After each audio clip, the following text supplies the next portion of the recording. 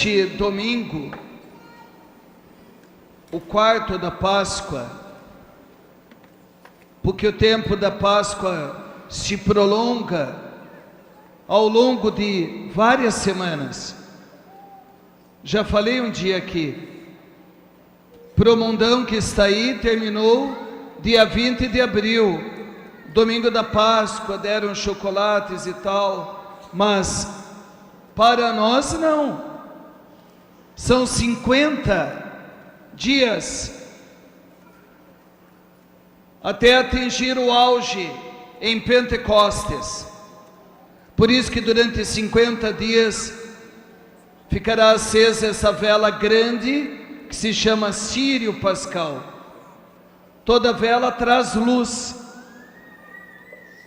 Não é assim até hoje, quando para a força, a gente corre, se for à noite, acender uma vela, para não ficar nas trevas.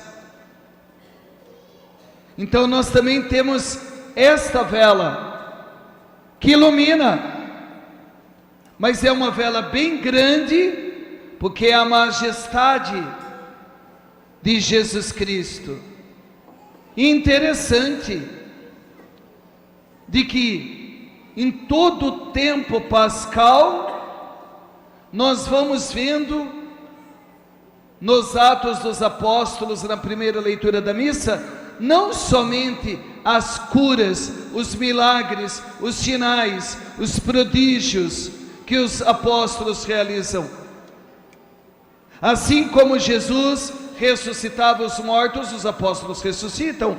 Assim como os apóstolos expulsavam demônios, agora os apóstolos também o fazem. Assim como Jesus impunha as mãos e curava os doentes, agora também os santos apóstolos, os discípulos e as discípulas impõem as mãos sobre os doentes e eles são curados. Assim como Jesus foi criticado, foi perseguido, agora é a leitura de hoje, os apóstolos, a igreja é criticada, perseguida. Não é isso que acabamos de ouvir na primeira leitura dos Atos dos Apóstolos? Como Paulo e Barnabé, que foram pregar a palavra de Deus em Antioquia, ajuntando uma grande multidão, despertaram o ódio, a raiva de muita gente. Tanto é que nos diz aqui que os judeus instigaram mulheres ricas, ou seja, têm influência, mulheres ricas e religiosas. Interessante. É a religião, é a mesma religião, são os homens da religião, as mulheres da religião, que mataram Jesus, que agora aqui, a religião também, e vai matar, e vai perseguir, e vai açoitar os apóstolos. Vejam, eles não recebem somente o poder dos grandes milagres, das grandes pregações, de ajuntarem as multidões, eles também recebem as perseguições. Por isso que a segunda leitura da missa, tirada do Apocalipse, João vê aquela multidão de homens, mulheres, jovens, crianças, de todos os povos, raças, línguas, culturas, com vestes brancas. E aí aparece a voz, a revelação: estes são os que vieram da grande tribulação, porque a vida humana é uma grande tribulação. Lavaram suas vestes e as alvejaram no sangue do Cordeiro, que é o sangue de Jesus. Esse Jesus que no Evangelho, em João capítulo 10, vai dizer: eu sou o bom pastor. Deus já tinha se revelado como pastor no Antigo Testamento. Vejam o Salmo 22, 23. O Senhor é meu pastor, nada me faltará. Todos nós conhecemos, até as pessoas do mundão conhecem, porque é muito bonito esse salmo. Ali já falava que o Senhor é o pastor, de que o seu povo, nós, o povo do Senhor, somos suas ovelhas, ou como o salmo de hoje também fala, as ovelhas que conduz com sua mão. Também lá no Antigo Testamento ainda, no livro de Ezequiel, do profeta Ezequiel, o Senhor vai falar através do profeta contra os falsos pastores do povo, porque também Deus estabeleceu pastores para o seu povo, e ali fala dos maus pastores, que é uma grande tentação, que são mercenários, que não servem a si próprios, não estão preocupados com a ovelha. Pelo contrário, o mercenário, ele faz da religião uma fonte de lucro ou uma vaidade. Isso é algo muito sério. Em Mateus capítulo 5, Jesus desmascara a vaidade dos pastores de Israel. Ai de vós, escribas, fariseus, que quereis ocupar os primeiros lugares, que gostam de ser saudados em praças, que usam grandes símbolos, grandes vestes, tem até na testa a escritura com faixas e tal, uma vaidade. Jesus se coloca como o pastor ideal. E qual é o pastor ideal? O pastor ideal está aqui em João 10. É aquele que dá a vida por suas ovelhas.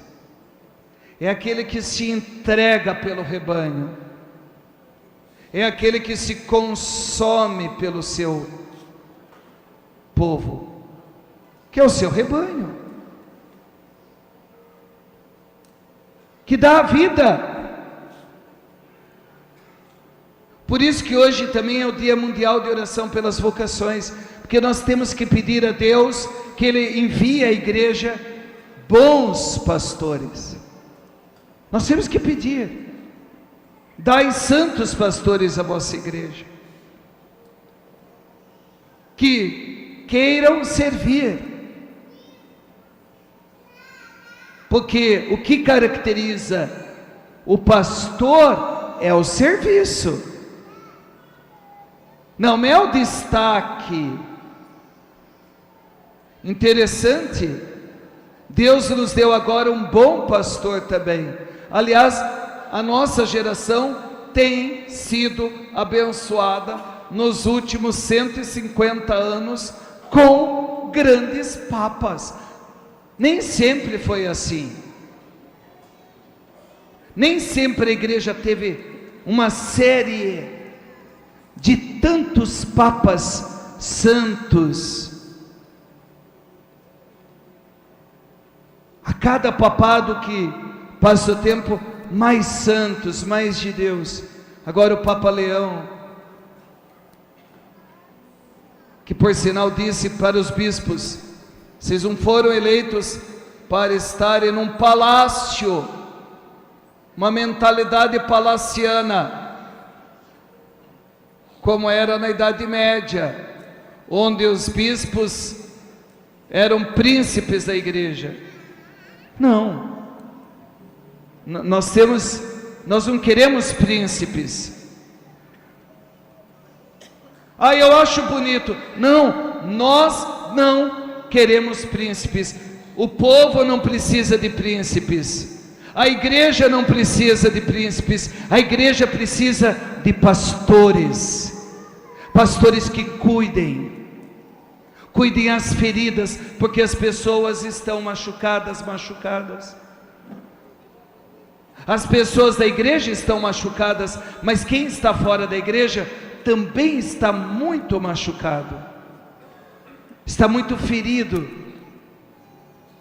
Será que nós temos que cuidar somente das feridas das ovelhas do rebanho?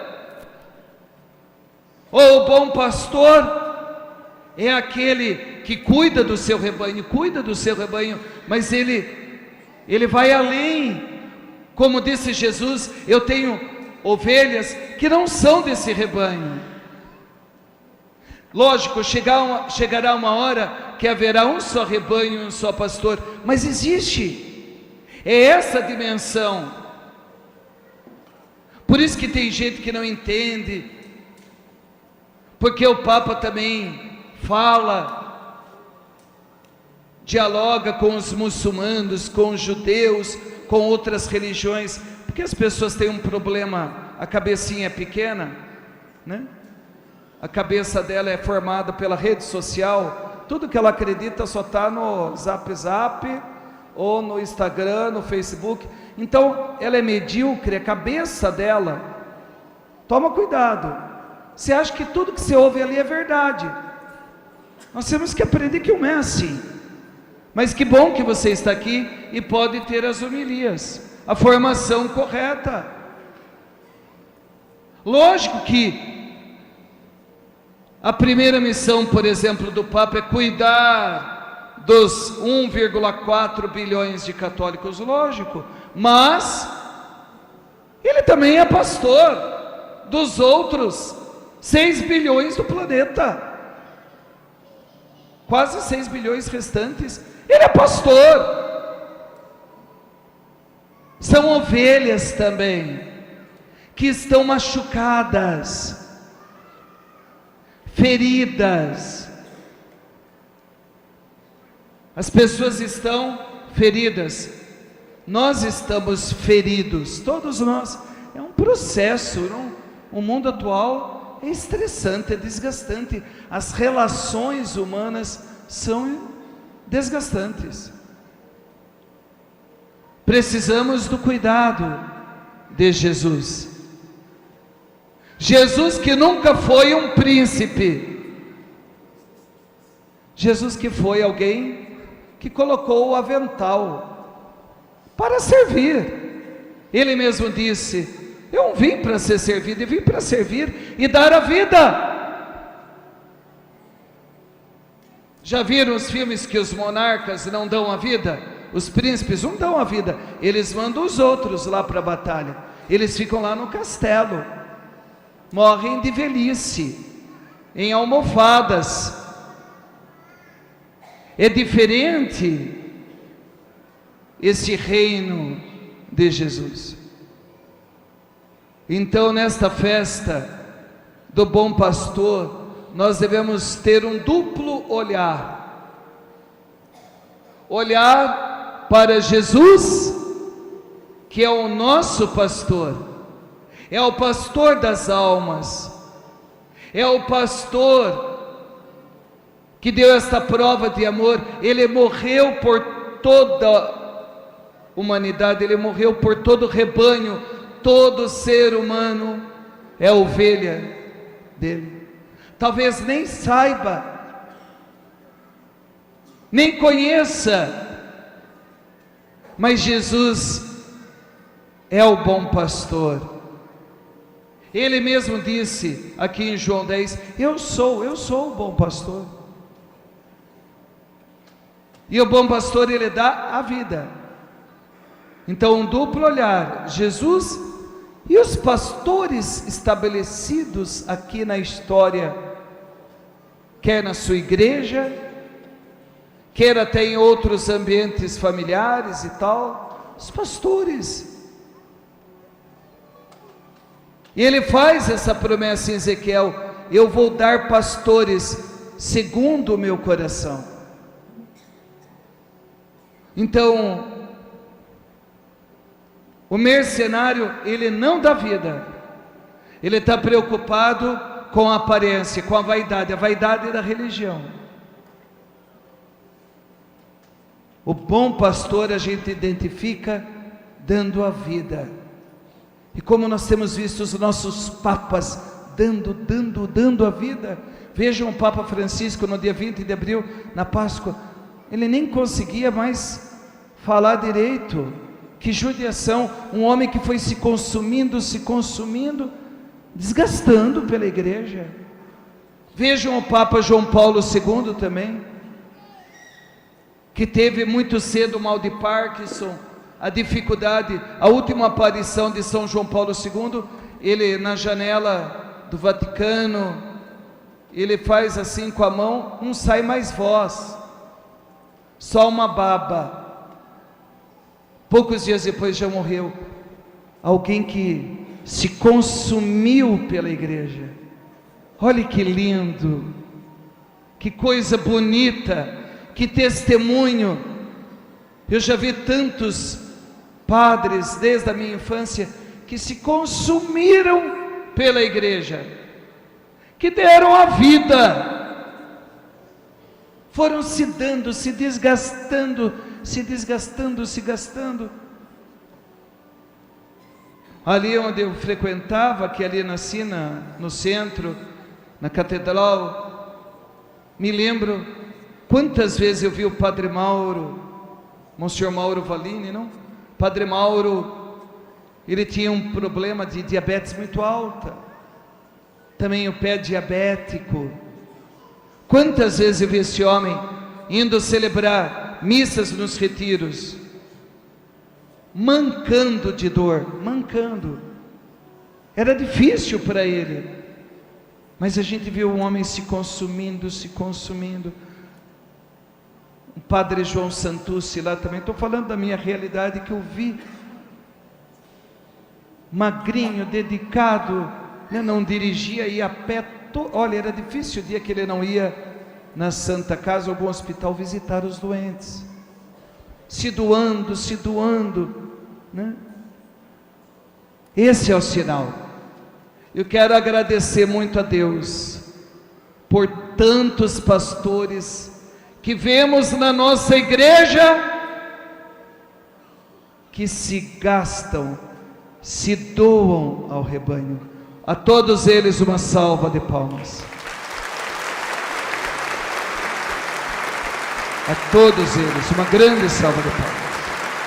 Muito obrigado, Senhor, por tantos santos pastores, mas também mulheres, viu? Pastoras da igreja, como por exemplo uma irmã Dulce, desse tamaninho, frágil, desde cedo doente, pulmão fraco, ela tinha uma série de problemas, desse tamanhinho, magra,